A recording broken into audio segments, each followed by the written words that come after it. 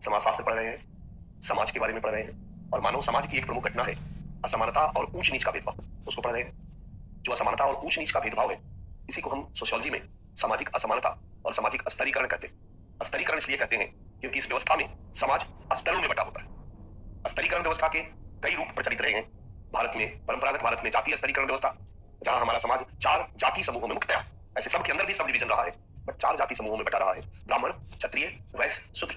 और इस तरह से भारतीय समाज 4 स्तरों में, हिंदू सामाजिक संगठन 4 स्तरों में बटा रहा। ऊपर के लेयर में ब्राह्मण, क्षत्रिय, वैश्य, शूद्र। अब बहुत सारे बच्चों के मन में आता होगा कि सर ये तो वर्ण व्यवस्था है, जाति तो हजारों है। बट वर्ण व्यवस्था जब हम कहेंगे ना, तो आप मान के चलिए कि इसमें अंतर विवाह का नियम नहीं होता, सदस्यता जन्मजात नहीं होती है। शुरू में जब कहा जाता है कि भारत में आर्यों का आगमन हुआ, तो यहाँ पर कर्म आधारित डिवीजन ऑफ लेबर था, काम का बंटवारा था या ग्रुपिंग था। जैसे आजकल है, इंजीनियर का बेटा अगर डॉक्टरी पढ़ ले तो क्या कहलाएगा, और मास्टर का बेटा अगर इंजीनियरिंग कर ले तो कहलाएगा इंजीनियर बन सकता है। यानी मास्टर का बेटा इंजीनियर बन सकता है, इंजीनियर का बेटा डॉक्टर बन सकता है, डॉक्टर का बेटा पुलिस वाला बन सकता है। ये जो नामकरण है ना, डॉक्टर, इंजीनियर, पुलिस वाला, शिक्षक, ये काम के आधार पर। और यही नहीं, डॉक्टर का बेटा का शादी इंजीनियर की बेटी से भी हो सकता है।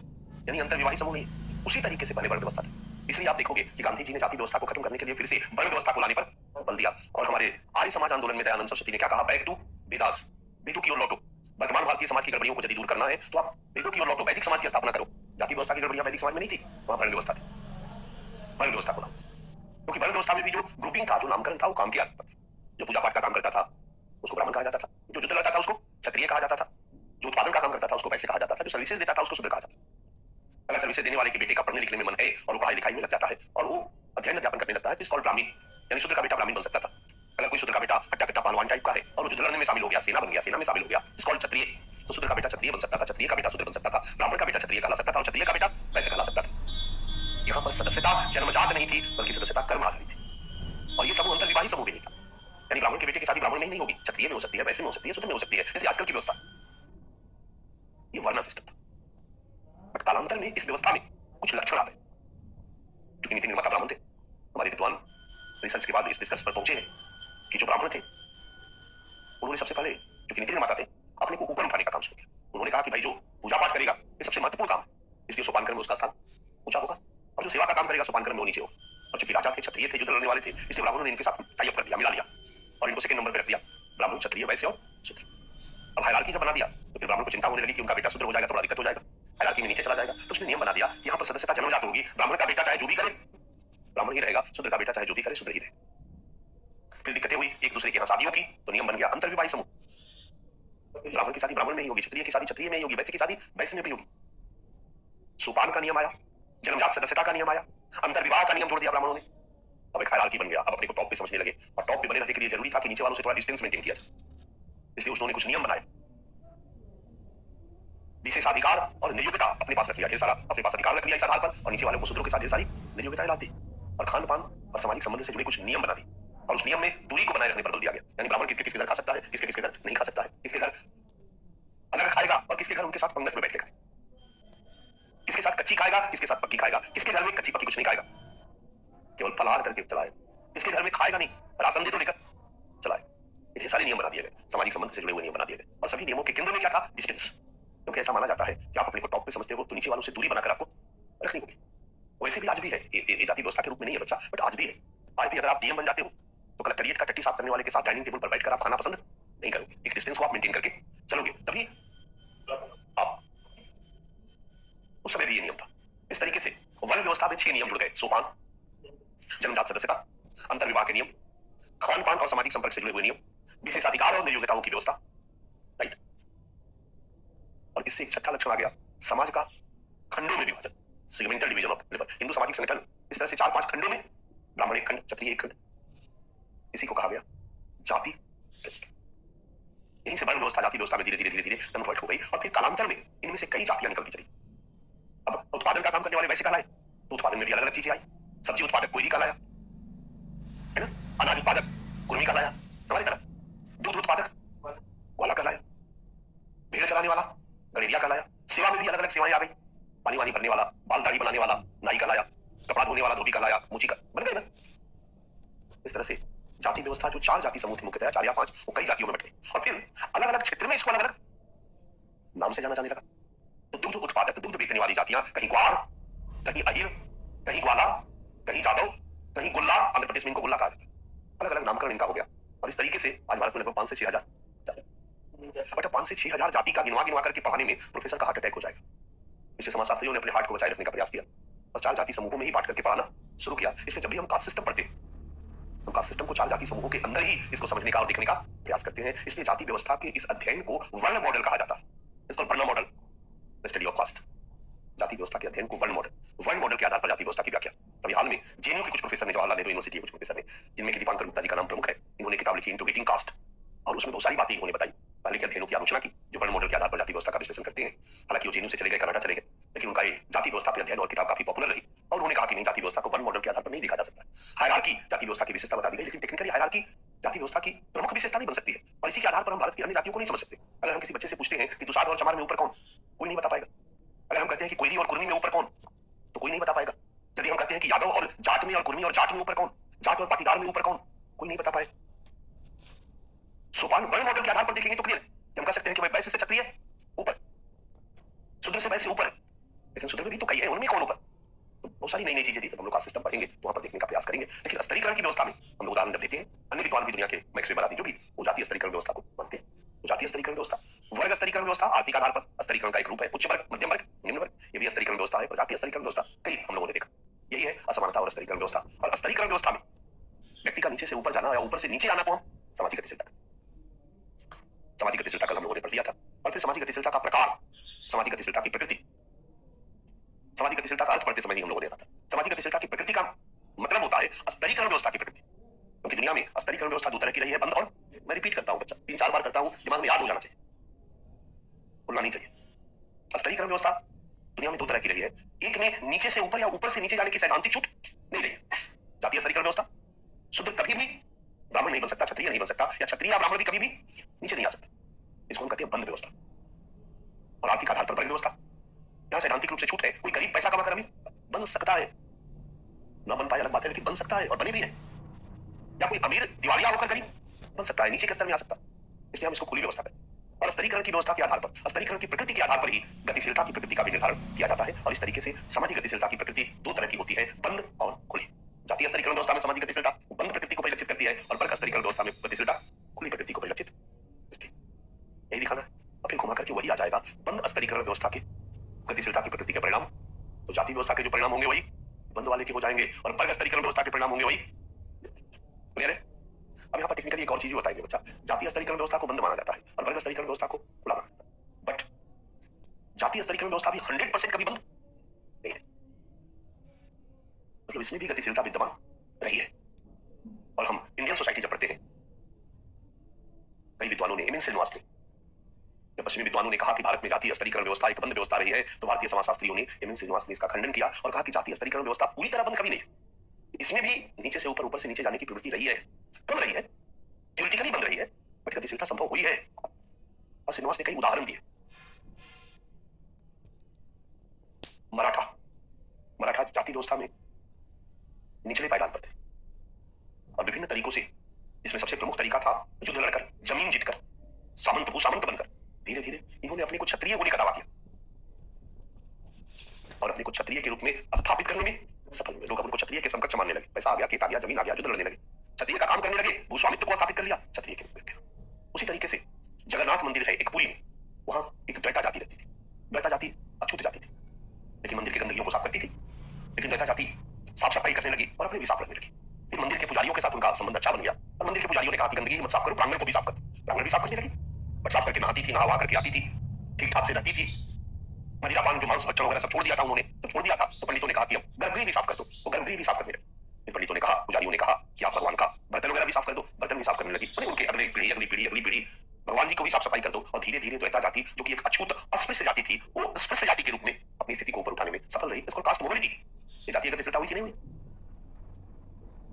तीसरा उदाहरण दिया जाता है जब 1931 में पहली बार भारत में जाति आधारित जनगणना, जाति आधारित जनगणना आपका एक जीएस के लिए एक टॉपिक है, हमारे सोशियोलॉजी के लिए भी एक टॉपिक है, और हाल ही में जाति आधारित जनगणना हुई है, उसकी रिपोर्ट बिहार में जारी आई हुई है, कहानी सुने हो ना सारी चीजें, ठीक है। पहली बार जाति आधारित जनगणना रिजले के काल में 1931 में, ठीक है। सोशियोलॉजी वाले को ये सब पढ़ना है बच्चा, हम लोग जिस विषय के हैं उस विषय में इन सभी चीजों के बारे में हम लोगों को किसी के साथ आर्गुमेंट करने, बहस करने, बातचीत करने की क्षमता होनी चाहिए। जिस पद पे जाने वाले हो ना, उसमें सोचो कि आपके अंदर वो काबिलियत होनी चाहिए। जब जाति आधारित जनगणना हुई तो जातीय सोपान में जो नीचे की जातियां थी, जो ऐसी जगह रहती थी जहां पर उनको कोई जानता नहीं था, क्योंकि अंग्रेजी शासनकाल में शहरीकरण शुरू हो गया था।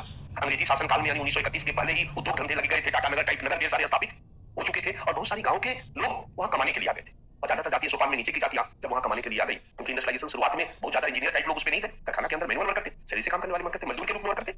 और मजदूर के रूप में वर्कर के रूप में काम करने के लिए ठाकुर भानु प्रताप सिंह, गजेंद्र प्रताप सिंह तो नहीं आएंगे, तो गांव का मंगरू टोढ़ा गूंगा चनेसर ही आएगा। वो आकर के जब शहर में रहने लगे और 1931 की जब जनगणना हुई तो उन्होंने अपनी जाति को छुपा लिया, क्योंकि ऊंचा जाति बन जाने से स्टेटस उनका, रैंक उनका ऊपर हो जाता है। उत्तर प्रदेश में एक कास्ट है बढ़ई, बढ़ई लोहार। ये लोग लिखते हैं विश्वकर्मा। मैं सही हूं? आप लोग जानते हो?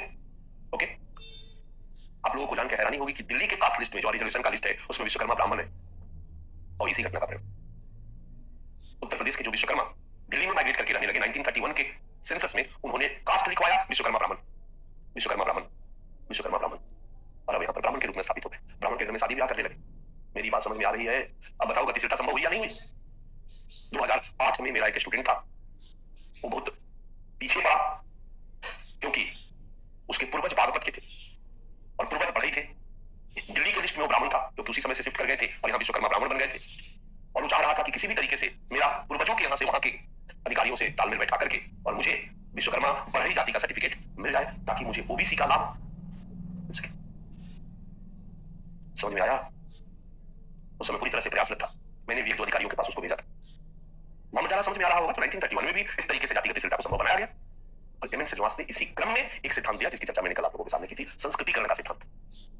कि अंग्रेजी शासनकाल में जब आधुनिक औद्योगिकरण हुआ, शहरीकरण हुआ, नए नए कमाने के जुगाड़ हुए, तो जातीय सोपान में जो नीचे की जातियां थी वो जुआ कमा करके जब पैसा कमा ली तो पैसा कमा करके आर्थिक रूप से सशक्त हो गई, लेकिन समाज में जातीय सोपान में उनका स्थान नीचे ही था। मान लो ये लोग जातीय सोपान में नीचे के थे, पुंगी जाति के थे, पुंगी जाति को नहीं है मतलब ऐसे ही नाम रख दिया, पुंगी जाति के थे, पैसा कमा लिया। अब इन्होंने क्या किया कि मदिरा भक्षण, मांस भक्षण वगैरह वगैरह वगैरह छोड़ दी, साफ सफाई से रहने लगे।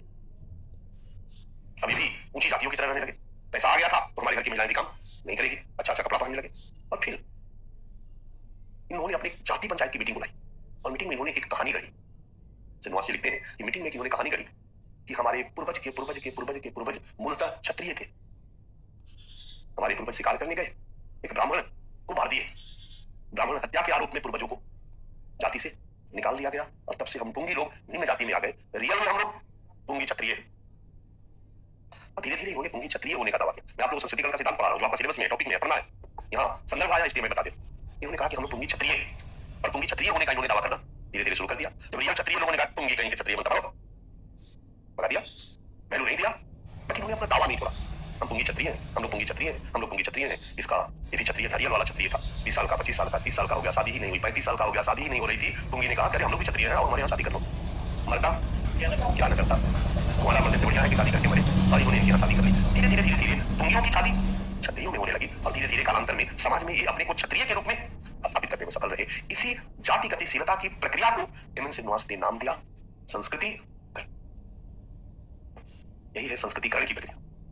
और इस तरीके से उन्होंने कहा कि भारत में जाति व्यवस्था कभी पूरी तरह बंद नहीं रही, यहाँ पर भी गतिशीलता विद्यमान रही इन तरीकों से। और ये भी एक संस्कृतिकरण भी एक प्रमुख तरीका के रूप में विद्यमान रहा। इस तरह से जब भी हम बंद व्यवस्था की बात करते हैं और जाति व्यवस्था की बात आती है तो ध्यान रखना चाहिए कि जाति व्यवस्था मुख्यतः बंद व्यवस्था रही है। मुख्यतः शब्द लगा देने से ये हो गया कि अपवाद भी है, यानी ये कभी भी पूर्णतः बंद नहीं रही, पूर्णतः बंद नहीं रही। वर्ग स्तरीकरण व्यवस्था को हम लोग क्या मानते हैं? खुली मार्क्स क्या मानते हैं? सोचो, कार्ल मार्क्स वर्ग व्यवस्था को खुला मानते हैं या बंद मानते हैं? बंद मानते हैं। मार्क्स कहते हैं आर्थिक आधार पर समाज दो वर्गों में बटा होता है, स्वामी वर्ग और वंचित वर्ग।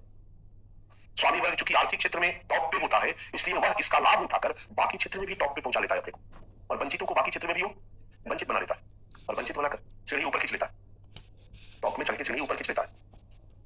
कानून वही बनवाता है, शिक्षा व्यवस्था के स्वरूप का निर्धारण वही करता है, नियम धर्म विचारधारा सबको वही निर्धारित करता है और इस तरह से निर्धारित करता है कि वो सदैव टॉप पे बना रहे और वंचित सदैव वंचित।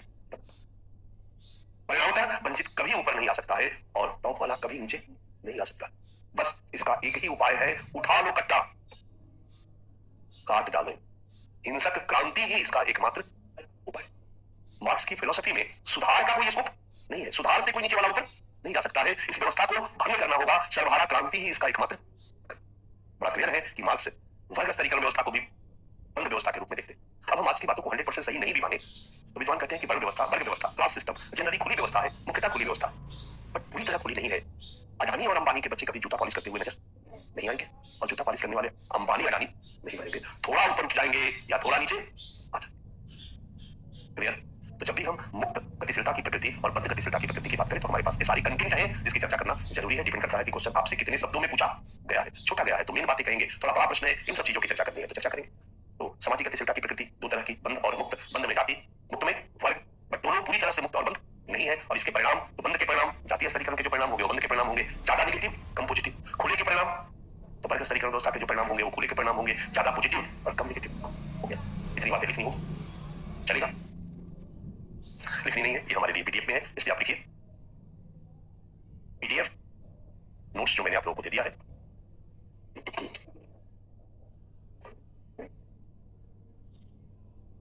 डन। देख ले हम लोग जो मैंने अभी समझाया बताया वही इसमें दिया हुआ है। सामाजिक गतिशीलता का अर्थ, डन। अर्थ में दो लाइन में, स्तरीकरण की किसी व्यवस्था में व्यक्ति या समूह का स्तर परिवर्तन सामाजिक गतिशीलता कहलाता है। मोटे तौर पर डिफिनेशन में यही है, स्तर परिवर्तन सामाजिक गतिशीलता कहलाता है। इसकी प्रकृति दो प्रकार की होती है। समाजशास्त्रियों ने इसकी दो प्रकार की प्रकृति की चर्चा की है, कुछ भी लिखिए। अगला हेडिंग आया कैपिटल बी, सामाजिक गतिशीलता की प्रकृति। पहला, बंध सामाजिक गतिशीलता, क्लोज्ड सोशल मोबिलिटी। स्तरीकरण की वह व्यवस्था जहां किसी व्यक्ति या समूह को स्तर परिवर्तन की स्वतंत्रता नहीं होती है, सामाजिक गतिशीलता की बंध प्रकृति को परिलक्षित करता है। जैसे जातीय स्तरीकरण व्यवस्था, बस केवल स्ट्रक्चर बना दिया है, पॉइंट, इसको हम लोग एलाबोरेट कर सकते हैं, समझा सकते हैं। दूसरा, मुक्त सामाजिक गतिशीलता, स्तरीकरण की वह व्यवस्था जहां किसी व्यक्ति या समूह को स्तर परिवर्तन, ऊपर से नीचे, नीचे से ऊपर की स्वतंत्रता होती है, छूट होती है। जैसे वर्ग व्यवस्था, क्लास सिस्टम या क्लास स्ट्रेटिफिकेशन सिस्टम, वर्ग स्तरीकरण व्यवस्था। सामाजिक गतिशीलता की बंध एवं मुक्त प्रकृति के सामाजिक परिणाम, सामाजिक गतिशीलता की बंध प्रकृति के सामाजिक परिणाम और सामाजिक गतिशीलता की मुक्त प्रकृति के सामाजिक परिणाम। बंध मतलब जातीय स्तरीकरण वाले में सामाजिक परिणाम, जहां सामाजिक गतिशीलता की प्रकृति बंद होती है, नीचे वाला ऊपर नहीं जा सकता, ऊपर वाला नीचे आ ही नहीं सकता है, तो नीचे वाले को ऊपर जाने का टेंशन नहीं रहता, नीचे वाले में प्रतिस्पर्धा ज्यादा नहीं होती है, तनाव नाव नहीं होता है, बिंदास नीचे पड़ा होता।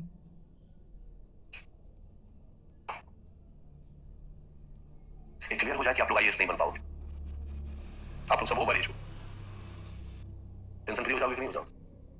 जब तक बनने का स्कोप है तब तक लगे हुए हो जोर शोर से, पूरी ताकत लगा। शूद्र कभी ब्राह्मण बनने का प्रयास नहीं करते थे क्योंकि उनको पता था कि जन्म में हम नहीं हो सकते। या बंध स्तरीकरण व्यवस्था में जो ऊपर भी है, जो कि बंद है, तो नीचे गिरने का उसको कोई टेंशन नहीं है। खुला में तो टेंशन है कि कब नीचे गिर जाएंगे, इसलिए अपनी योग्यता क्षमता को बनाए रखने का वो प्रयास करता है। बंद में तो कोई प्रयास नहीं।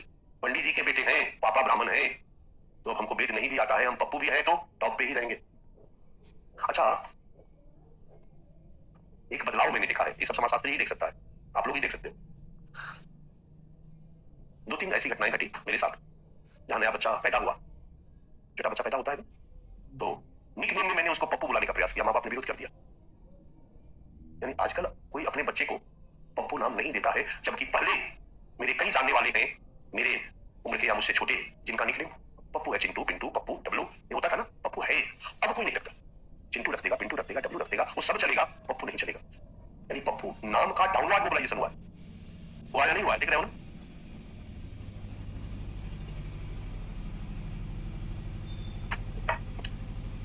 तो बंद वाले के परिणाम अच्छे भी और बुरे भी, बट बुरा ज्यादा, क्योंकि जो ऊपर है वो अपने को ऊपर बनाए रखने का प्रयास नहीं करता है, निश्चिंत हो जाता है, क्योंकि वो कभी नीचे नहीं आ सकता है, तो निष्क्रिय हो जाता है, अकर्मण्य हो जाता है, निकम्मा हो जाता है। नीचे वाला भी एफर्ट नहीं लगाता है, क्योंकि एफर्ट लगाने से ऊपर जाएगा नहीं, तो प्रतिस्पर्धा नहीं होती है, उसकी योग्यता में सुधार नहीं होता है, इसलिए विकास के मार्ग में ये बाधक होता है ना।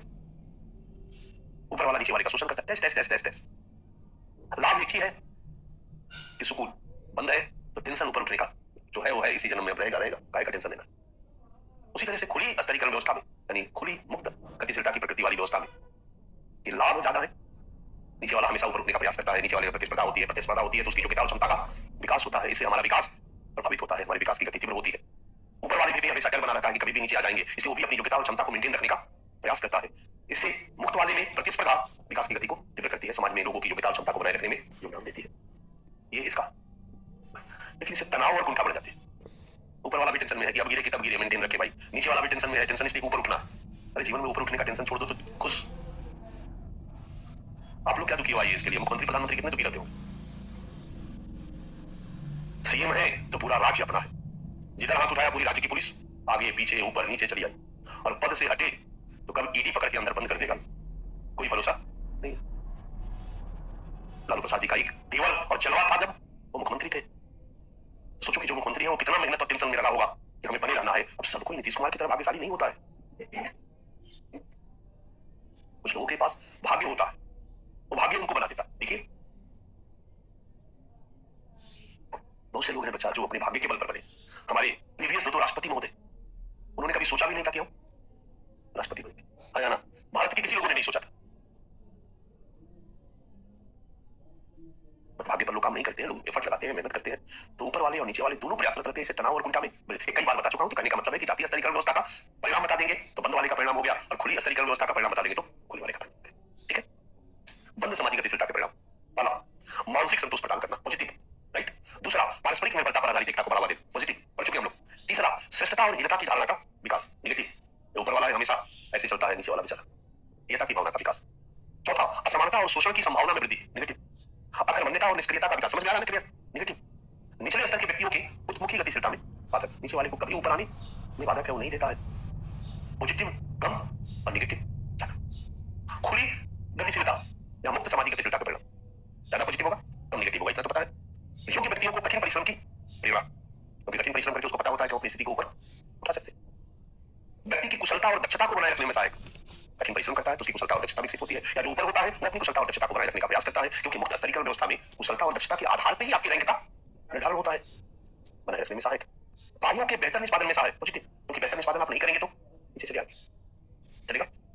व्यक्ति की परिस्थिति सुधार में सहायक, पॉजिटिव है। हमको प्रयास से अपनी स्थिति को सुधारने, अपने रैंक को ऊपर उठाने में व्यवस्था सहायक होती, अगर व्यवस्था ही बंद है तो हम प्रयास करके क्या करेंगे। एक समतामूलक समाज के निर्माण में सहायक, यह समानता और स्वतंत्रता के मूल्यों के अनुरूप है, और यही कारण है कि आज भी आधुनिक समाजों में भी, आधुनिकता के मूल्यों पर आधारित समाजों में भी, स्वतंत्रता, समानता और सामाजिक न्याय के मूल्यों पर आधारित समाजों में भी मुक्त वाली व्यवस्था बनी हुई है।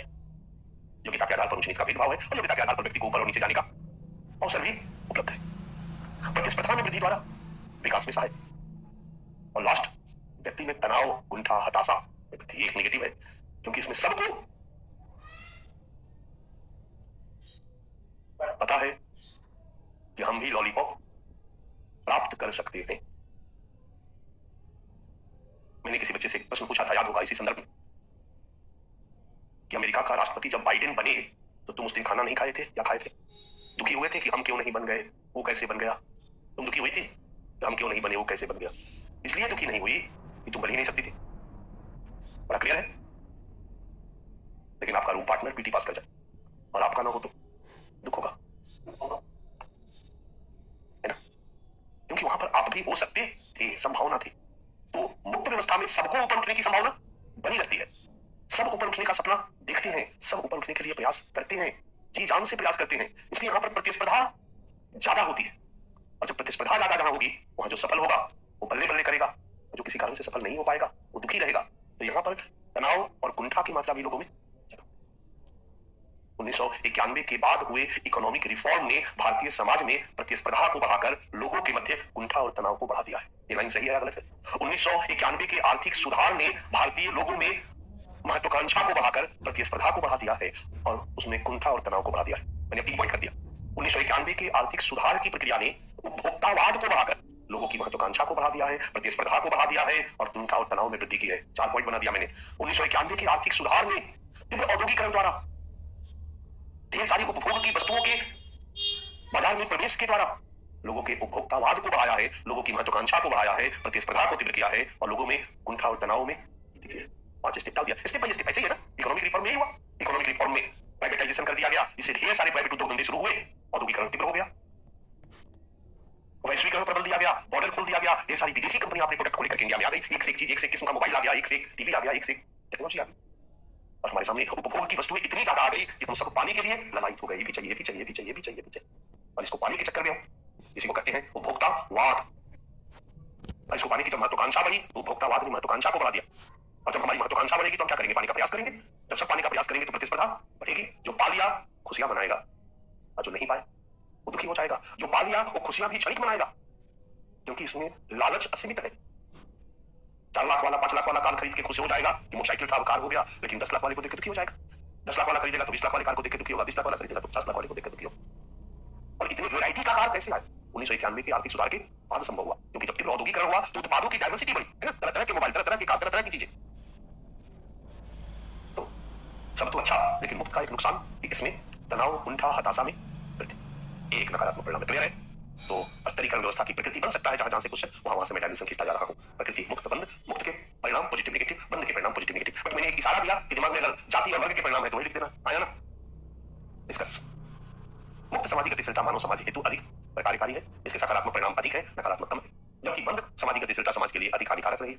यही कारण है कि मुक्त सामाजिक गतिशीलता आधुनिक समाज का प्रचलित एवं स्वीकार्य लक्षण आज भी बना हुआ है, और बंद गतिशीलता वाली व्यवस्थाएं धीरे धीरे क्या हो रही, समाप्त हो रही है। समझ में आ रहा बच्ची? ठीक है? मेंटरशिप क्लास में अच्छा बोल रही थी, तो अच्छा बोल रही थी ना? वीर तुम बढ़े चलो, धीर तुम बढ़े चलो, सामने पहाड़ हो, सिंह की दहाड़ हो, तुम कभी झुको नहीं, तुम कभी रुको नहीं, बढ़े चलो बढ़े चलो बढ़े चलो, लगे रहो, मेहनत करो, फल मिलेगा बच्चा। ये सच्चाई है। हम लोग शॉर्टकट में फल खोजते, बिना कुछ किए हुए मिल जाए, कठिनाइयां वहीं आती। हम अपने इंद्रियों के प्रभाव में आ जाते हैं। सुबह की नींद इतनी सुखदायी होती है कि उठने का मन नहीं करता। जब बेड के बगल में कुर्सी पर बैठकर पढ़ते हैं और बेड की पुकार इतनी सुखदायी होती है, जब बेड कहता है आजा मेरे ऊपर बैठ के पढ़ना, क्यों कुर्सी पर बैठ के पढ़ रहा है? और जब बेड पर बैठ के पढ़ते हैं तो तकिया बुलाता है कि मुझे क्यों भूल गए, लेट के पढ़ना, है ना? फिर हम लेट के पढ़ने लगते हैं और फिर लेट के पढ़ते पढ़ते सो जाते। यहां हम किसके बस में आ रहे? अपने इंद्रियों के बस में आ रहे। बच्चा इंद्रजीत बनना पड़ेगा, अपने इंद्रियों पर नियंत्रण करना पड़ेगा, कहीं ना कहीं इंद्रियों से मिलने वाले सुखों को त्यागना पड़ेगा, है ना? पढ़ने के लिए, मेहनत करने के लिए तो करना पड़ेगा, तब जाकर के सफलता मिलेगी और पक्की मिलेगी। अब दिक्कत है कि त्यागे कैसे? त्यागा नहीं जाता है, तो नशा, जुनून वही है जो आपको त्यागवाता है।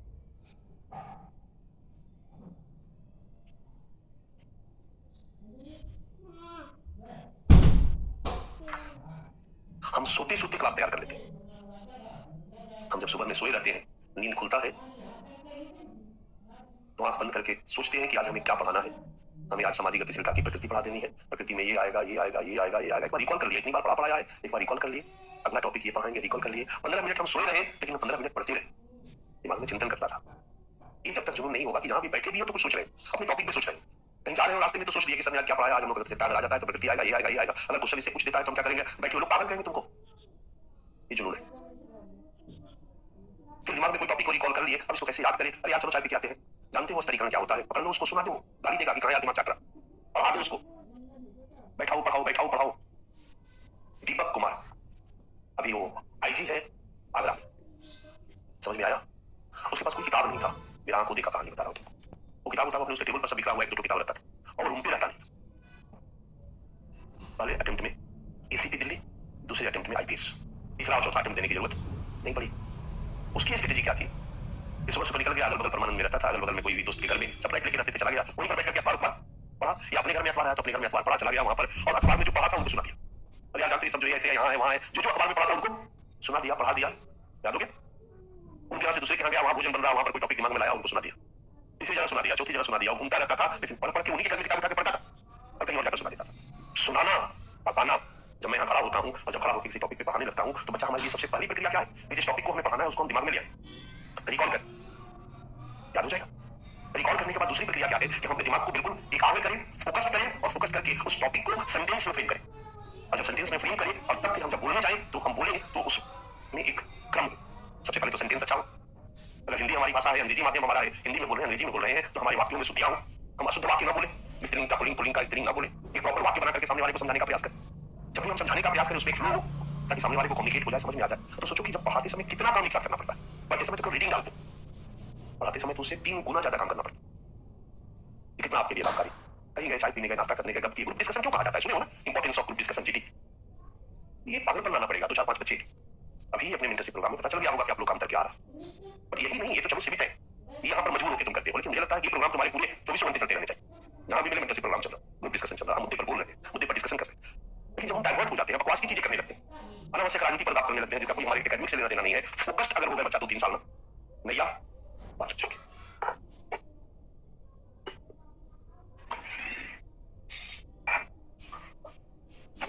यही है हमारा टॉपिक। क्लियर है? क्लियर है? वाला टॉपिक प्रकृति। हमने उसी में से एक टॉपिक और निकाला, चर्चा कर चुका हूं, सामाजिक गतिशीलता के प्रकार, टाइप ऑफ सोशल मोबिलिटी। आप लोग को क्लियर है क्या? सामान्यतः सामाजिक गतिशीलता दो प्रकार की होती है, पहला लंबवत और दूसरा क्षैतिज। स्तरीकरण की किसी व्यवस्था में जब एक व्यक्ति नीचे के स्तर से ऊपर के स्तर में जाता है या ऊपर के स्तर से नीचे के स्तर में आता है तो उसको हम लंबवत सामाजिक गतिशीलता कहते हैं। और लंबवत सामाजिक गतिशीलता भी दो तरह की होती है, अपवर्ड, डाउनवर्ड। स्तरीकरण की किसी व्यवस्था में जब कोई व्यक्ति या समूह ऊपर के स्तर से नीचे के स्तर में आ जाता है, एक अमीर दिवालिया होकर गरीब बन जाता है, इसको हम अधोमुखी गतिशीलता कहते हैं, डाउनवर्ड मोबिलिटी या you can say downward social mobility. अगर कोई व्यक्ति निचले स्तर से लॉटरी का टिकट लग जाने के कारण कोई और ऊपर चला जाता है, इसको हम upward mobility, upward social mobility, ऊर्ध्वमुखी गतिशीलता, ऊर्ध्वमुखी सामाजिक गतिशीलता की संज्ञा। यह है लंबवत। और दूसरा टाइप है क्षैतिज। स्तरीकरण की किसी व्यवस्था में जब किसी व्यक्ति या समूह का बड़ी स्थिति में अंतर आता है, राइट, परंतु स्तर परिवर्तन बड़े लेवल पर नहीं होता, उसको भी हम सामाजिक गतिशीलता कहते हैं। जनरली सामाजिक गतिशीलता लंबवत ही होती है, बच्चा बात ध्यान रखना। कुछ विद्वानों ने इसको कहा कि नहीं, अगर बहुत बड़ा स्तर बदलाव नहीं आया, थोड़ा बहुत आया, ये इंजीनियर था, दूसरी कंपनी में इंजीनियर बन गया, 5,000 रुपया सैलरी बढ़ गई, इंजीनियर ही रहा। एक क्लर्क था, दूसरी कंपनी में क्लर्क बन गया, 5,000 रुपया ज्यादा पे। टाइपिस्ट थी, दूसरी कंपनी में नौकरी लगी, या फिर क्लर्क चाय का दुकान खोल दिया, लगभग लेबर वही रहा, यहाँ स्तर परिवर्तन नहीं हुआ। इसको क्या कहते हैं? तो हुआ कि इसको नाम दे दिया जाए, गतिशीलता तो है, इसको क्षैतिज गतिशीलता नाम दे दिया गया, हॉरिजॉन्टल मोबिलिटी या हॉरिजॉन्टल सोशल मोबिलिटी दे देगा। फिर बच्चा लोग ध्यान देना, कुछ विद्वानों ने कहा कि बाकी हर पद परिस्थिति को इसी में रखा जाए, ठीक है? तो इसका एरिया बढ़ता चला गया। पीटी में पूछा जाता था पहले, जब सोशियोलॉजी या यूजीसी में पूछा जाता प्रश्न, निम्न में से कौन क्षैतिज गतिशीलता का उदाहरण नहीं है? ए, एक चपरासी का लॉटरी का टिकट निकलने से करोड़पति बन जाना। बी, एक हिंदू का धर्मांतरण करके ईसाई बन जाना। सी, एक इंजीनियर का दूसरी कंपनी में मैनेजर बन जाना। डी, एक व्यक्ति द्वारा एक कांग्रेस पार्टी छोड़कर बीजेपी ज्वाइन कर लेना। हमने ऑप्शन ऐसा दिया जो आपके लिए आसान है, ये, क्योंकि आपका सारा आंसर बच्चा ऑप्शन पे डिपेंड करता है, हमेशा ध्यान रखो। ऑप्शन बनाना ही क्वेश्चन बनाने का सबसे महत्वपूर्ण चीज है।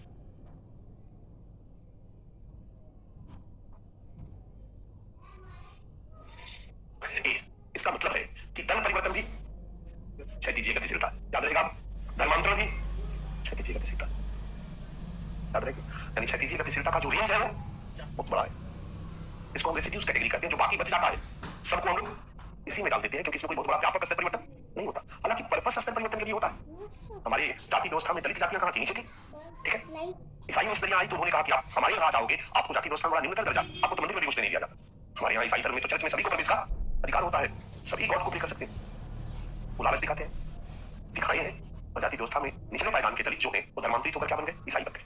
तो उनका पर्पस क्या था कि अपनी स्थिति उनसे सुधरेगी। बट केरल के ईसाइयों पर, कन्वर्टेड ईसाइयों पर, दलितों पर जो अध्ययन में पाया गया कि केरल में जो मूल ईसाई थे, वो धर्मांतरित ईसाई जो दलित से आए हुए थे, उनको महत्व नहीं देते थे। चर्च में उनको पीछे में बाएं साइड में खड़ा रखने का अधिकार था, वो कहीं भी नहीं बैठ सकते थे। उनके किसी भी ओकेजन के लिए चर्च की घंटी नहीं बजाई जाती थी, उनके किसी ओकेजन पर पादरी नहीं जाते थे। यानी ईसाई बनने के बाद भी उनके साथ छुआछूत का और भेदभाव का बर्ताव जारी था। इसलिए समाजशास्त्रियों ने कहा कि धर्मांतरण जो है पर्पस भले होता है ऊर्ध्वगामी गतिशीलता, बट ये वर्टिकल मोबिलिटी के अंतर्गत नहीं आएगा, ये हॉरिजॉन्टल मोबिलिटी के अंतर्गत आएगा। क्षैतिज गतिशीलता है, थोड़ा बहुत हुआ चलेगा, कोई बड़ा स्तर परिवर्तन। लंबवत मतलब स्तरीकरण व्यवस्था में स्तर परिवर्तन, उच्च वर्ग से मध्यम वर्ग में आ जाना, निम्न वर्ग में आ जाना, या निम्न वर्ग से मध्यम वर्ग या उच्च वर्ग में चला जाना, ये है लंबवत गतिशीलता। क्लियर है? तो लंबवत, क्षैतिज, लंबवत के अंतर्गत अपवर्ड, डाउन, ठीक है। कुछ विद्वानों ने, सोरोकिन और कई विद्वान थे, इन्होंने लंबवत गतिशीलता में लगने वाले समय के आधार पर गतिशीलता के दो टाइप बताए। कल भी मैंने चर्चा किया था। जब किसी व्यक्ति या समूह को स्तर परिवर्तन में बहुत समय लग जाए, मतलब एक पीढ़ी बीत जाए, तो आपने पूरा प्रयास किया लेकिन अपने प्रयास में गरीब से अमीर नहीं बन पाया, फाइनली इतना तक पहुंचा दिया कि उसका बेटा फिर उससे आगे बढ़ाया और अमीर बन गया, या बेटा ने बाप ने पूरा खर्च वर्च किया, जो भी था बेच बेच के खाता रहा, तब भी गरीब नहीं बना। ये बेटा भी बढ़ाने के बजाय बेचना शुरू किया, तब जाकर के गरीब बना। गरीब बनने में भी टाइम लगा, ऊपर से नीचे आने में भी टाइम लगा, या नीचे से ऊपर जाने में भी टाइम लगा। इस कॉल अंतर पीढ़ी सामाजिक गतिशीलता। अंतर पीढ़ी, इंटर जनरेशनल। इंटर और इंट्रा दो शब्द यूज किया जाता है। बच्चा उपसर्ग प्रत्यय पढ़े हो ना, दो शब्द यूज किया जाता है। दो के बीच यदि हो तो इंटर, और एक ही के अंदर हो तो intra. Inter state football tournament मतलब क्या हुआ? एक ही राज्य के अंदर फुटबॉल टूर्नामेंट या कई राज्यों के बीच फुटबॉल टूर्नामेंट, कई राज्यों के बीच football tournament is called inter state football tournament, अंतरराज्यीय football tournament. Intra state football tournament मतलब स्टेट के अंदर ही जिलों के बीच या जो भी शहरों के बीच हो सकता है, बट स्टेट के अंदर, उसमें किसी बाहरी स्टेट के लोग नहीं लेंगे। Is called intra state football tournament. अंतर, इसका हिंदी होता है अंतरराज्यीय फुटबॉल। तो मेरे ख्याल से आपको समझ में आ गया होगा कि इंटर जनरेशनल और इंट्रा जनरेशनल, अंतर पीढ़ी गतिशीलता और अंतर पीढ़ी गतिशीलता। एक बार बता दिया, मैं बार बार नहीं बताऊंगा। इंटर और इंट्रा का मतलब यही होता है। इंटर जनरेशनल क्लियर है? इंटर जनरेशन का पूरा समय लग जाए। और इंट्रा जनरेशन का मतलब होता है जहां नीचे से ऊपर जाने और ऊपर से नीचे आने में ज्यादा समय नहीं लगता। हमने ऊपर जाने का प्रयास किया और देखते देखते 2 4 5 7 10 15 20 सालों में धनी बन गए, गरीब 10 15 20 सालों में अमीर बन गया, या अमीर 10 15 सालों में गरीब बन गया। ये है इंट्रा जनरेशनल गतिशीलता, यानी कम समय में नीचे से ऊपर जाना और ऊपर से नीचे आना। क्लियर हो गया? अंतर पीढ़ी और अंतर पीढ़ी सामाजिक गतिशीलता। अब एक और बात बता दूं, अंतर पीढ़ी अभी इतना ही बताओ क्योंकि इस पर अलग से मैंने टॉपिक बनाया है, क्योंकि यूपीएससी ने पूछा है। तो टाइप वाले अभी हम फोकस्ड है, तो हमने 2 टाइप और फिर लंबवत में 2, अपवर्ड डाउनवर्ड, और फिर अलग से मैंने 2 चर्चा कर दिया, अंतर पीढ़ी और अंतर पीढ़ी। सामाजिक गतिशीलता का अर्थ, स्तरीकरण की व्यवस्था में व्यक्ति या समूह का स्तर परिवर्तन सामाजिक गतिशीलता कहलाता है। इसके निम्न प्रकारों की चर्चा की जा सकती है। सामाजिक गतिशीलता के प्रकार ऊपर में लिखे हो पीडीएफ नोट्स तो लिखो, नहीं तो कहोगे कि आपने तो पढ़ाया ही नहीं था। टॉपिक का नाम और पीडीएफ नोट्स।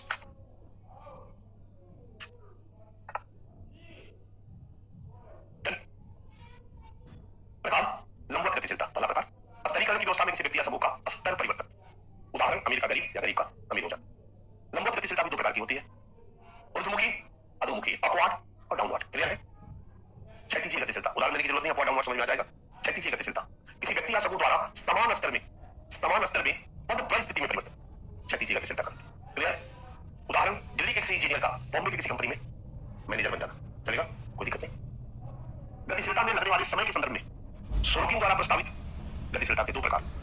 पहला, अंतर पीढ़ी सामाजिक गतिशीलता, इंटर जनरेशनल सोशल मोबिलिटी, जहां स्तर परिवर्तन में एक पीढ़ी से अधिक का समय लग जाता है। आसान है यार, क्लियर है? अंतर पीढ़ी सामाजिक गतिशीलता, इंट्रा जनरेशनल सोशल मोबिलिटी, जहां व्यक्ति स्वयं स्तर परिवर्तन कर लेता है, अपनी ही पीढ़ी में स्तर परिवर्तन कर लेता है। क्लियर है? डिस्कस। आजकल कौन है? बोलो। अंतर, वेरी गुड।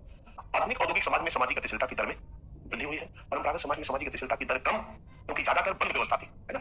आधुनिक औद्योगिक समाज में जो स्तरीकरण की व्यवस्था कौन वाली है? ज्यादातर वर्ग स्तरीकरण व्यवस्था, ये खुली व्यवस्था है, इसमें ऊपर नीचे जाना आसान है। इसलिए आधुनिक औद्योगिक समाजों में गतिशीलता की दर में वृद्धि हुई है, गतिशीलता की दर बढ़ी है। अगर आपसे सिंपली पूछा जाए कि उच्च गतिशीलता किस समाज की विशेषता है? आधुनिक औद्योगिक समाज की। और यहाँ पर ऊपर से नीचे और नीचे से ऊपर जाने के अवसर भी बहुत सारे बन गए।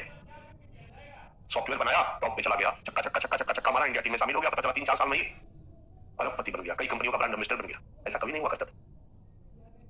और शेयर में अचानक शेयर डाउन हुआ, नुकसान हुआ और दिवाला निकल गया, सब कुछ बेच के लगा दिया था शेयर। आजकल तो इतने दनादन अमीर बन रहे हैं सब लोग। सूचना सेटिंग,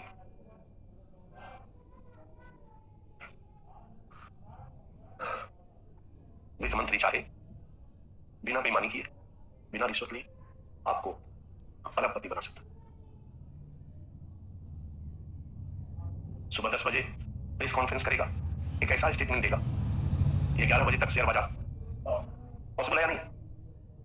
स्टेटमेंट पे शेयर बाजार अगर कुछ इस तरह की योजनाओं के बारे में बता दे डाउन, इसके बाद कहेगा जा बेटा 50 करोड़ का शेयर खरीद ले, 100 करोड़ का शेयर खरीद ले। 100 करोड़ का शेयर खरीद लिया और शाम को प्रेस कॉन्फ्रेंस किया और उस स्टेटमेंट को वापस ले दिया। शेयर बाजार फिर जहां का वहां। अब कहां बेचते? 100 करोड़ का शेयर 10 करोड़ में, 1000 करोड़ में बेच दिया, 900 करोड़ का फायदा हो। पॉसिबल है या नहीं है? होता है बच्चा। अभी आप अपने लेवल की चीजों को देख रहे हो, टॉप के खेल अलग अलग तरह के होते हैं। एक एक स्टेटमेंट, एक एक सूचना कहानी को बदल देती है। अभी चुनाव में बहुत सारी चीजें इस पर चर्चा में थी, तो मेरे ख्याल से जागरूक बच्चे जो होंगे इन सब चीजों को पढ़ते होंगे, समझते होंगे। ये पहले नहीं हुआ करता था। आपके परदादा के समय में कृषि अर्थव्यवस्था थी, ढेर खेती करेंगे, 10-20 बार कुदाल और चलाएंगे, थोड़ा बहुत खेत और खरीद लेंगे, या ढेर खर्च नहीं करेंगे तो खर्च होने वाली चीज नहीं थी। इसलिए आधुनिक औद्योगिक समाजों में गतिशीलता की दर में वृद्धि हुई है। मुख्यतः अंतःपीढ़ी सामाजिक गतिशीलता का प्रचलन आधुनिक औद्योगिक समाज की केंद्रीय विशेषता है तेजी से ऊपर और तेजी से नीचे वैश्वीकरण द्वारा एक लाइन यहाँ लिखना जरूरी है क्षैतिजीय सामाजिक गतिशीलता की दर में वृद्धि को संभव ग्लोबलाइजेशन के दौर में पहले कृषि कार्य ही करते थे आपके पिताजी दादाजी परदादा जी औद्योगिकरण आया तो चलो नौकरी करने लगे लेकिन बहुत मुश्किल से गांव से शहर में आया और वहीं बस गए आया ना अभी तो कोई किसी कंपनी में परमानेंट नहीं रह रहा अभी माइक्रोसॉफ्ट को ज्वाइन किया था उसको छोड़ दिया गूगल को ज्वाइन कर लिया उसको छोड़ दिया एप्पल को ज्वाइन कर लिया उसको छोड़ दिया उसको हर 2 साल पे लोग नौकरी बदल रहे हैं बंगलोर चला गया बंगलोर से पुणे चला गया पुणे से मुंबई चला गया देखते देखते कनाडा चला गया गतिशीलता है कि नहीं क्षैतिजीय गतिशीलता ही सही थोड़ा थोड़ा सैलरी बढ़ता चला गया बट यू कैन से क्षैतिजीय गतिशीलता ग्लोबलाइजेशन के बाद यातायात और संचार साधनों का विकास भी हुआ अंतरजातीय विवाह गतिशीलता नहीं है एक जाति से दूसरी जाति में चले गए एक धर्म से दूसरी धर्म में गतिशीलता है क्षैतिजीय ही है मैंने कहा कि क्षैतिजीय गतिशीलता रेसिड्यूज कैटेगरी है जो बच गया वो सबको डाल दो क्षैतिजीय वैश्वीकरण द्वारा क्षैतिजीय सामाजिक गतिशीलता की दर में वृद्धि को संभव मुझे लगता है इतनी बातें कि पॉइंट अपने आप में एक चीज है और पर्याप्त है इस पर प्रश्न पूछा जाए तो उसका उत्तर देने के लिए हमारा अगला टॉपिक है जो इसी में से हमने निकाला है प्रकार में से ही निकाल लिया क्योंकि अलग अलग सवाल पूछा है मैंने यही कहा ना आपसे क्या पॉलिटी पढ़ते हो और पीटी में आप प्रश्न नहीं कर पाते मौलिक अधिकार पढ़ते हो डायरेक्टिव प्रिंसिपल पढ़ते हो टॉपिक वही पढ़ते हो 50 प्रश्न अगर कर लो तो पीटी पास कर जाते हो लेकिन 50 प्रश्न नहीं करते हो सब कोचिंग करके बैठ जाते हो और 4 साल पीटी पास करने में हो जाता है क्योंकि जो टॉपिक पढ़ते हो बस सरफेस लेवल पर मैं टाइप पढ़ा दूं तो काम चल जाएगा आपका क्योंकि वहां लंबवत की चर्चा मैंने करी है लेकिन टाइप के बाद मैंने सामाजिक गतिशीलता पढ़ाया वहां पर भी टाइप की चर्चा की उतना ही काफी था बट उसमें से मैंने निकाला और टाइप पर अलग टॉपिक बनाया उसमें से मैं निकाल रहा हूं लंबवत पर अलग टॉपिक बना रहा हूं केवल लंबवत पूछा है अंतर पीढ़ी पूछा है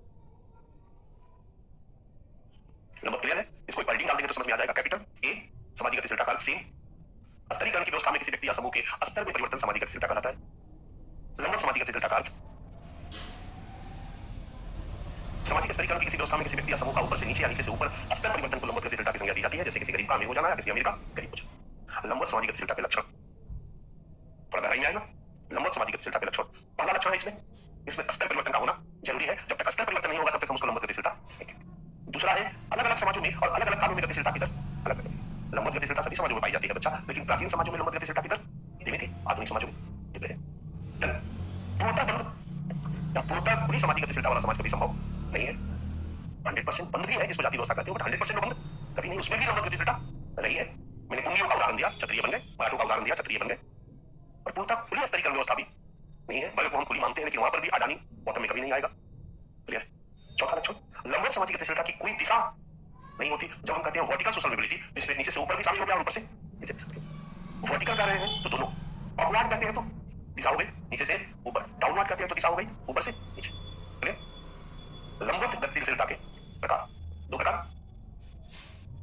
ऊर्ध्वमुखी लंबवत सामाजिक गतिशीलता अपवर्ड सोशल या वर्टिकल सोशल मोबिलिटी किसी व्यक्ति या समूह का नीचे से ऊपर की ओर स्तर परिवर्तन ऊर्ध्वमुखी लंबवत गतिशीलता कहलाता है जैसे गरीब रजनीकांत का बस कंडक्टर से एक्टर बनकर धनी हो जाना और पता है आप लोगों को बहुत बड़ा उसका जहाज भी है ना एयर एशिया एयर इंडिया जैसे है ना उस तरह से एयर एशिया रजनीकांत का जैसे इंडिगो है स्पाइस जेट है सुनते होगे ना टाटा का विस्तारा है टाटा ने एयर इंडिया को भी खरीद लिया है उसी तरह से रजनीकांत का एयर एशिया है और पहले क्या था बस कंडक्टर और टिकट भी काटता था तो एकदम ऐसे ऐसे पूरा बजा बजा के कहीं मैं किसी का इंटरव्यू पढ़ रहा था तो टिकट काटते समय स्टाइल से टिकट काटता था हाथ में लेके समय रखे रहते पूरा एकदम ऐसे ऐसे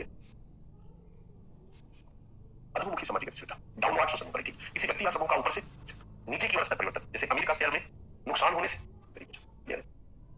लंबवत सामाजिक गतिशीलता का परिणाम कैपिटल डी डी है ना लंबवत सामाजिक गतिशीलता का परिणाम सकारात्मक परिणाम लंबवत के योग्य व्यक्तियों को कठिन परिश्रम लंबवत वही संभव होगा ना आप देखो यहाँ पर थोड़ा सा दिमाग लगाओ ठीक लंबवत गतिशीलता कहाँ संभव है ज्यादा बंद में या खुली में तो खुली स्तरीकरण व्यवस्था का परिणाम बता दोगे तो हो जाएगा खुली वाली कौन है वर्ग या जाति तो वर्ग स्तरीकरण व्यवस्था का परिणाम बता दोगे तो हो जाएगा लंबवत का परिणाम और वर्ग स्तरीकरण व्यवस्था में परिणाम ज्यादातर लाभकारी कम हानिकारक समझ में आ गया तो अगर दिमाग लगा रहे हो स्मार्टली तो टेंशन नहीं लेना है कि अरे सर ने तो लंबवत गतिशीलता का परिणाम बताया ही नहीं था अरे भाई वर्ग स्तरीकरण का बता दिया लिख दो ना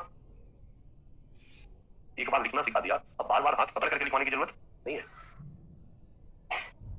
कोचिंग में तो पढ़ाना ही नहीं चाहिए टेक्निकली कोचिंग में आपकी क्षमताओं का विकास करना चाहिए कोचिंग चीटर का कार्य होना चाहिए कि आपके अंदर की जो क्षमता है उसको इतना साफ कर दे इतना विकसित कर दे कि आपको स्वयं पढ़ना आ जाए आपको स्वयं पढ़ना आ जाए अखबार में से क्या लेना है और क्या छोड़ना है आ जाए नहीं तो पुराना वाला पढ़ाएंगे करंट वाला टॉपिक को पढ़ना है ना आज तो आप आईएएस नहीं देने जा रहे हो अगले साल करंट बदलता रहेगा आया ना ये तो तभी संभव होगा ना बच्चे जब आपका क्षमता विकास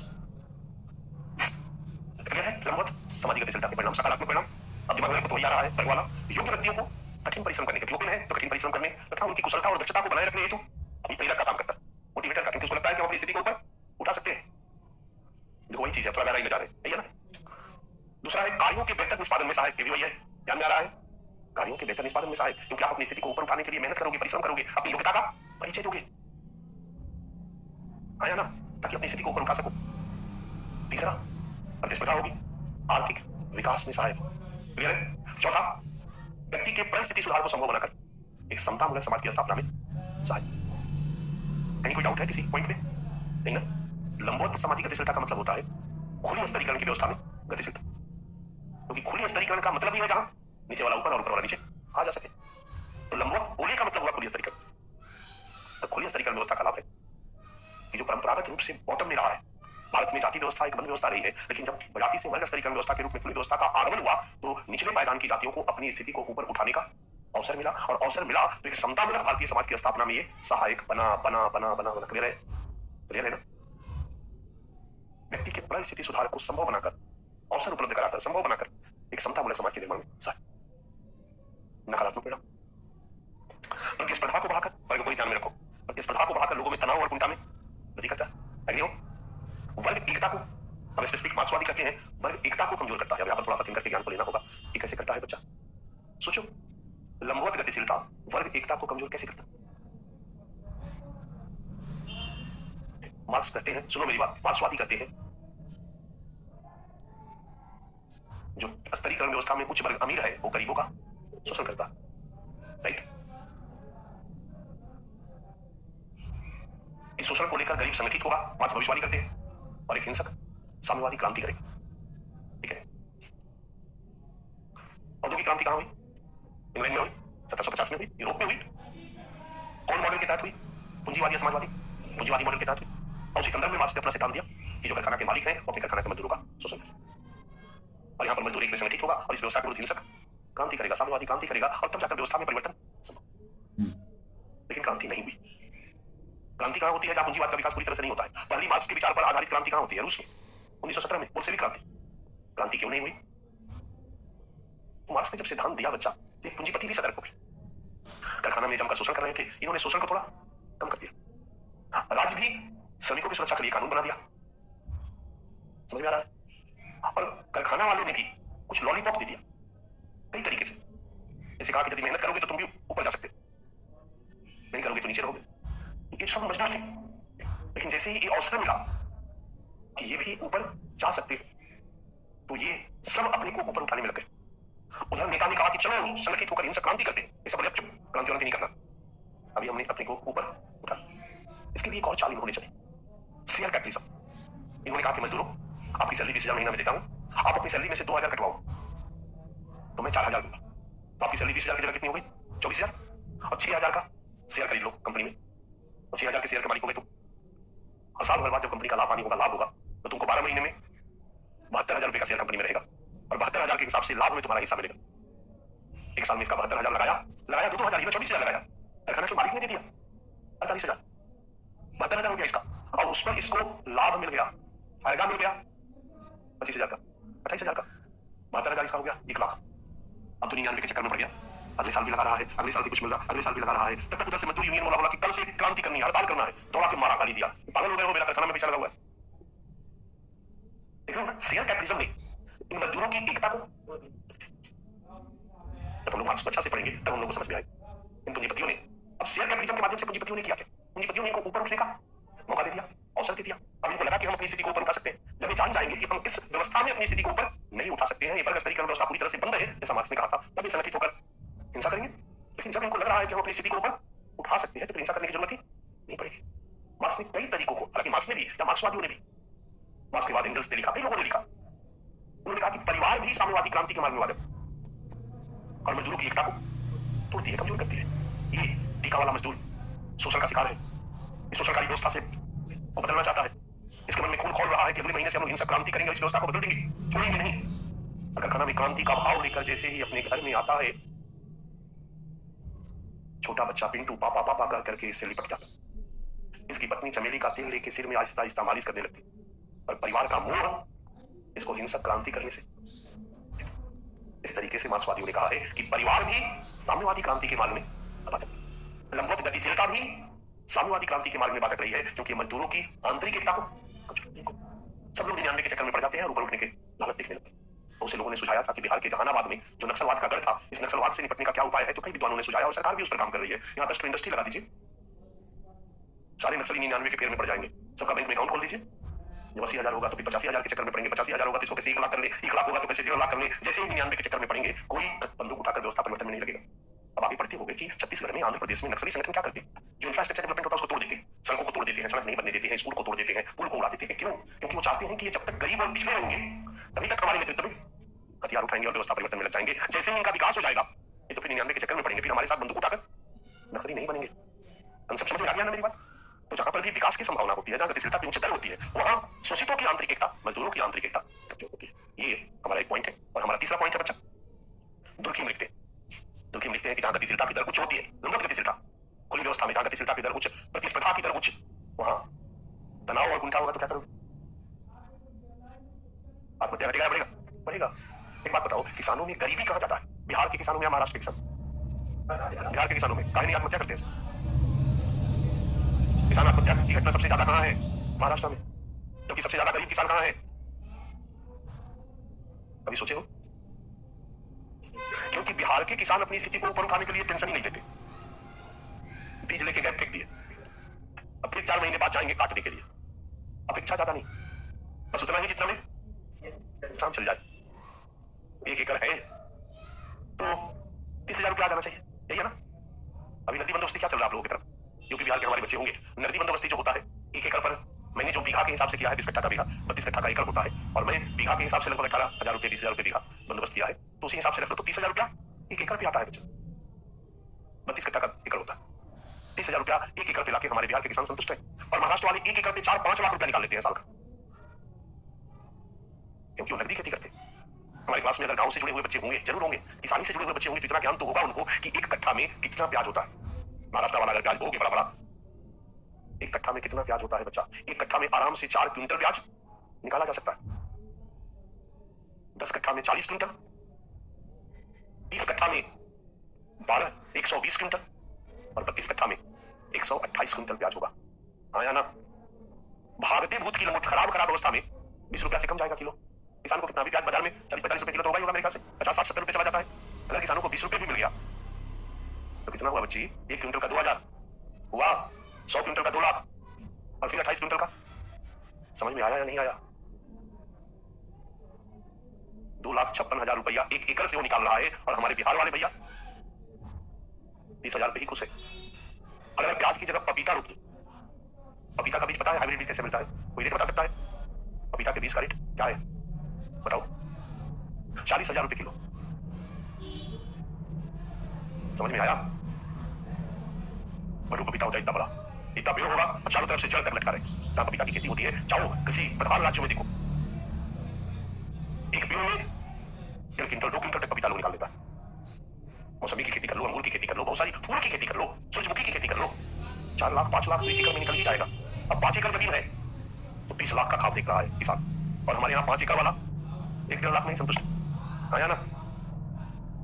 तो 20 लाख का खाद देखेगा तो कर्ज लेके भी, क्योंकि ऐसा खेती महंगी खेती है, बीज खाद का प्रयोग करेगा, मेहनत करेगा, तो खेती भी महंगा होगा। 20 लाख लेने के लिए 2-4 लाख लगाना पड़ेगा, और 2-4 लाख या तो घर से लगाएगा, नहीं तो लोन लेके लगाएगा। तो जहां लोन लेके लगाया और उपज हो गया, लोन चुकाया और बल्ले बल्ले कर रहा है, लेकिन जहां की कृषि पूरी तरह से नेचर पे डिपेंडेंट, जहां अत्याधुनिक सिंचाई के साधन नहीं है, वहां कहीं प्राकृतिक आपदा आई तो बेचारा 4 लाख लोन लिया था, पूरा का पूरा खत्म हो गया।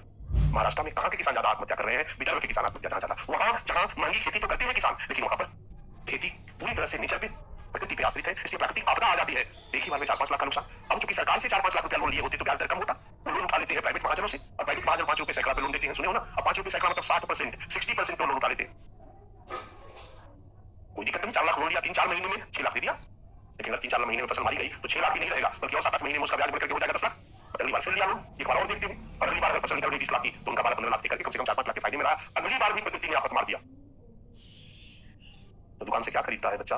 सल्फास। जान जाओ, सल्फास खाने के बाद फटाक से आदमी मरता, जरा भी देर नहीं होता। जैसे ज्यादातर किसान आत्महत्या करने वालों ने सबसे ज्यादा उपयोग किस जहर का किया? सल्फास का किया। खाता है और सबको खिला के सो जाता। या टॉपिक है किसान आत्महत्या, ध्यान रखिएगा। बिहार के इसलिए नहीं मरे क्योंकि उनको ऊपर उठने की, वहां इसलिए मरे क्योंकि उनको ऊपर उठने की लालसा ज्यादा। समझ में आ गया मेरी बात? तो जहां पर भी प्रतिस्पर्धा तीव्र होती है, जहां पर भी अपवार्ड मोबिलाइजेशन की या डाउनवार्ड यानी गतिशीलता की उच्च दर होती है, लंबवत गतिशीलता का प्रचलन ज्यादा होता है, वहां पर आत्महत्या की दर भी ज्यादा होती है। दुर्खिम का जो आत्महत्या का सिद्धांत है, जिसमें उन्होंने 4 प्रकार की आत्महत्या की चर्चा की है, उसमें एक ये भी। अब बताओ लंबवत गतिशीलता पे बहुत कुछ मिल गया या नहीं मिला? निष्कर्ष, समकालीन औद्योगिक समाज में लंबवत सामाजिक गतिशीलता अधिक लाभकारी है, कम हानिकारक। अतः दुनिया के लगभग सभी आधुनिक समाजों में लंबवत गतिशीलता मान्य है कि भाई योग्यता के आधार पर ऊपर उठने का अवसर सबको मिलना चाहिए और निकम्मों को नीचे आने का भी होना चाहिए। पुराना नहीं कि एक बार पंडित जी के घर में पैदा लिए तो जीवन में टॉप पे बने रहे। आज का आधुनिक समाज लंबवत गतिशीलता को स्वीकार करता है, मान्यता देता है, या लंबवत गतिशीलता वाली स्तरीकरण व्यवस्था को स्वीकार करता है, मान्यता देता है। डन। 37 सामाजिक गतिशीलता, पीडीएफ नोट्स। लंबवत में लिखे थे कि नहीं लिखे थे? टॉपिक का नाम लिखो।